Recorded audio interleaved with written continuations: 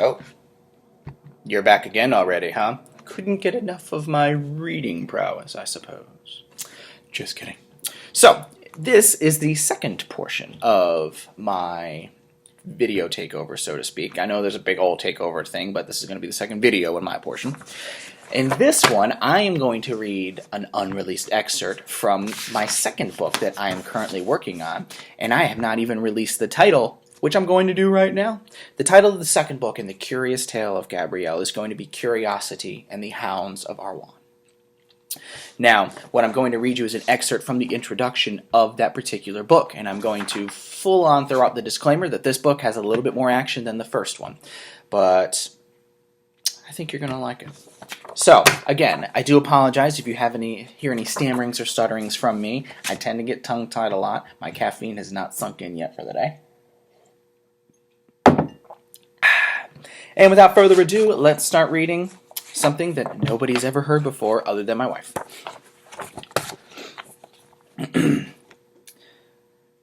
Upon returning to the front of the shop, Mark was confronted again by a wave of perplexity and confusion as he found that he was no longer alone within his shop. A woman had let herself in while Mark was out back. The woman was a regular customer of Mark's, and he recognized her right away. But this wasn't merely that she was there that confused him. Mark began to feel an ill sensation and foreboding as he took in her appearance. Her once beautiful brown hair now seemed disheveled. Sweat poured down her face, and she seemed flushed. Her clothing seemed clean, but had torn across her left sleeve and was quite wrinkled. She stood at the shelving that hung immediately within the shop's entrance, helping herself to tarts from the shelf. Mark was happy for a moment that a customer was admiring his cooking, when she suddenly cast them into a sack and was carrying and began to walk across the shop, stepping over the broken glass. Mark was troubled by the fact that the mess did little to deter the female from entering the shop. Furthermore, she was also helping herself to several baked goods that sat upon the shelves near the front counter. Customers often placed large amounts of items in bags while shopping around the shop. Yet the blank look on this woman's face made Mark pause and question her actions. Without missing a beat, the woman turned on her heels and began making her way back towards the shop's door. Dropping the dustpan and clutching the broom, Mark let out an exclamation of frustration. "Oi!" Mark yelled, stepping out from around the counter and waving his broom at the woman thief, filling a sack of his hard work. At the sound of Mark's voice, the woman halted. Then, with a wicked smile that seemed to stretch the entirety of her face, she began to run for the front doorway. Mark dropped his broom and took pursuit and went after the woman. As quickly as she had been filling her bag, she was through the door and out into the street. Mark was upon her trail and followed her through the doorway and into the brisk air. The feeling of the cool morning on Mark's face sent a chill through his body. As he took on his surroundings, the chill in his body turned into frozen fear. Halting in place so persistently that he nearly fell forward, Mark ceased his chase and stood, petrified at the presence of madness. Hell had found its way to his steps. Mark couldn't hear at first, for the shock had rendered his limbs in entropy and ceased all of his senses but vision. He couldn't move, hear, nor speak. He could only watch as the masses of women ran around the boulevard. Thrashing through shops, shattering windows, tipping carts, the women seemed as though they were a horde raiding a small village. The savage looks on their faces made Mark stop and wonder as if he were dreaming. This must all be a terrible dream, one where everyone was simultaneously mad. No, this was reality. He had seen this sort of ravenous behavior in packs of dogs that lived in the hills just outside of Versailles. When he was a boy, he would play in the hills with his friends, throwing small scraps to dogs and watching them fight amongst themselves until the dominant male claimed his prize.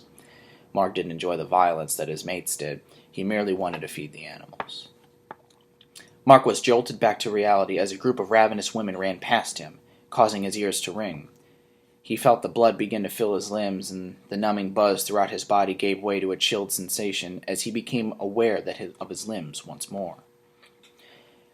As he stared openly across the boulevard to the vegetable cart that had always stood across from Mark's shop, the owner, a quiet, elderly man who always seemed to be solitary, was forced to the ground by a group of three women as two others began to help themselves to his goods. Mark made eye contact with one of the assailants as she stood over the elderly man, whom lay motionless, with his hands covering his face. The contact was returned as she raised her hands and called to her fellow attackers, drawing their attention from their current tasking to Mark. Suddenly, their demeanor now focusing on Mark, the women stood motionless as shadows in the fading light. Mark's eyes drew from one wicked gaze to the next as he could feel his spirits drop, as though it had vacated his body completely. He knew not of the driving force behind this ferocity, nor the intent of these creatures other than causing pain and hysteria. What he did know was that now his fate was immediately tied to that of the elderly man, still motionless on the cold stones. The world seemed to be ending on this once ideal morning, and all Mark could see of it was the sinister eyes of 5 women tearing through his soul. In what seemed as a minuscule and slight breeze, the women dropped in their stances and lunged forward toward Mark.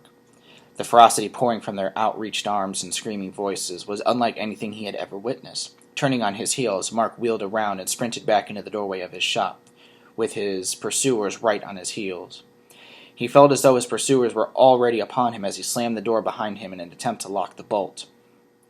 A sick thought of twisted irony crept through his thoughts as he externally appreciated his situation. For once, he was trying to keep fervid guests away from his shop. Just as Mark's hands made contact with the bolt upon the old, heavy door, he felt the weight of several ferocious attackers suddenly appear and pressed inward against him. Mark felt himself falling backwards onto the floor, and as his back hit the cold ground as attackers poured through the entrance like smoke through an open window. The first 2 women were at Mark from the moment they stepped into the shop, while the last 3 spread to the side and moved past him into the store. Instinctively, he brought his foot upward to deflect his first attacker. With success, he made contact with her bosom, flushing the color from her face as she fell sideways to the floor, grasping and holding her chest. As an animal upon its prey, the second woman was atop of Mark, scratching at his face and grasping his hair. Mark struggled to get his arms out from under the woman, to grab his attacker, and to do anything he could to stop it. The wild woman grabbed a fistful of his hair, raised his head ever so slightly, and brought it crashing down upon the ground. A burst of pain erupted from the back of Mark's head as he felt a warm substance slide down the back of his neck. As Mark's head made contact with the floor a second time, his vision finally began to fade out. Mark awoke to indistinguishable yelling. He still only saw black as he struggled to open his eyes and see what was going on around him. "I'm still alive," Mark thought to himself. Mark felt an incredible pain in his head as he knew that he was still alive, still breathing. But for how much longer, he didn't know.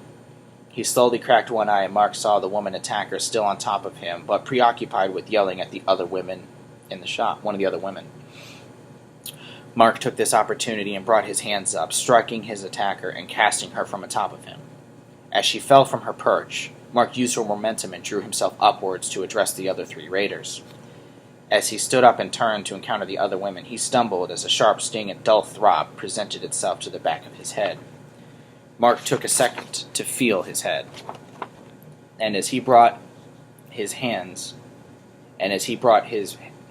back, typing error, he could feel the sticky sensation of blood and alarm that ran rampant through his body. Suddenly, Mark felt a hard object hit him in the head as another hit him just behind the knee. He found himself falling to his knees. Mark could feel the grain of the aged wooden floor dig into his flesh as his knees weighted crash down upon them. The crack to his head sent a warm sensation from the back of his head, down his ear, and trickled to his shoulder. A sudden urge to vomit filled his throat as a morbid senselessness enveloped him. The room began to falter and tilt, silence upon Mark's ears as a color began to fade from sight. Mark knew that he was now completely at the mercy of his assailants, yet he could not muster the strength to raise his arm even in the faintest protest against them. All that Mark found himself able to do was to peer through the jarred entryway of the shop's door to the contravening masses moving through the street. Mark's thoughts drifted back to the savage hounds from his childhood. He could almost hear the snarling and clamping of teeth as the enraged masses ravaged all that he could see outside of his shop. The shock of the turn of events still stunned him, as the savagery of the dogs, there was a purpose. The shock of the turn of events still stunned him. Even in the savagery of the dogs, there was purpose. The purpose was food. There seemed to be no reason behind the barbaric behavior that tore at Mark's world and around him. A jarring shake rocked his vision to and fro. Although he could no longer feel anything. Mark sensed that he had just sustained another hit to the head. Despite the lack of pain, he fell forward, his face colliding with the hard wood floor. His gaze is still fixed upon the doorway. His vision began to fail as a tunnel began to occlude his visions. Suddenly, from the gaining darkness, a face came into view. He was sprawled out on the floor, frozen and fading into nothingness, yet there it was.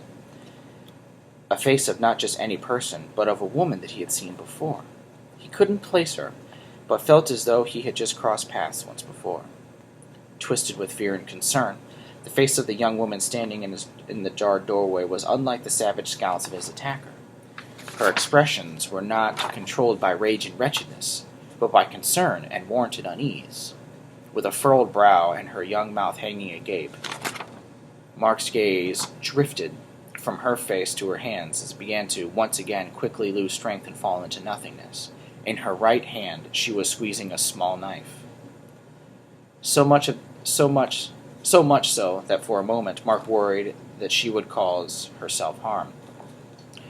The young woman's gaze drifted from the horror that lay before her and the women attackers beyond Mark. There was a brief moment when Mark wished for the strength to yell for her help, or for her to run. As Mark lay dying on the floors of his beloved store, he looked upon the woman that he thought he knew. The urge to protest finally ended as he let his eyes close and fell into darkness, hearing only a shrill screaming, then nothing. Well, I do appreciate you listening to the second portion of this. I do. Had this little fellow here as I'm reading through. I found some typos. Always editing with indie authors, right? Hopefully you enjoyed that. Again, there are a little bit of some little darker aspects in the second book, a little bit more action as well, but the general theme and the overall mood does continue.